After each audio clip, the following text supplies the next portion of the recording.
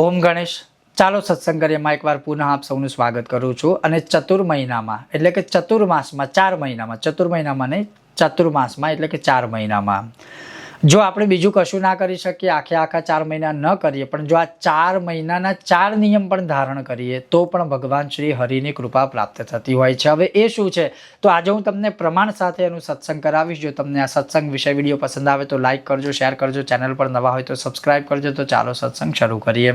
હવે સંસ્કૃતમાં એવું લખેલું છે કે શ્રાવણે વર્જય શાકમ દધી ભાદ્રપદે તથા દુગ્ધમાશ્વ યુજે માસી કાર્તિકે દ્વિદલમ તથા ઇમમ કરીશ્ય નિયમમ નિર્વિઘ્નમ કુરુમેચ્યુતમ।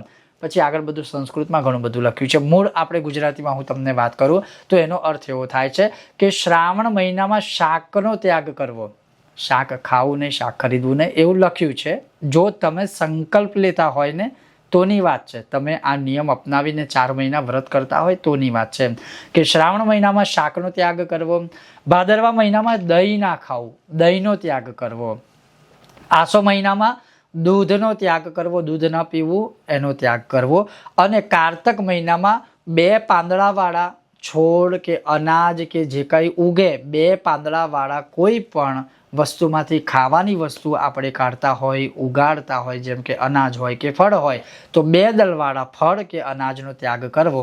આ 4 મહિનામાં 4 નિયમ જો ધારણ કરીએ તો લખ્યું છે કે નિર્વિઘ્નમ કુરુમેચ્યુત, જીવનના સંકટોનો વિનાશ કરશે ભગવાન અચ્યુત એટલે કે ભગવાન શ્રી હરિ, ભગવાન વિષ્ણુ પ્રસન્ન થશે।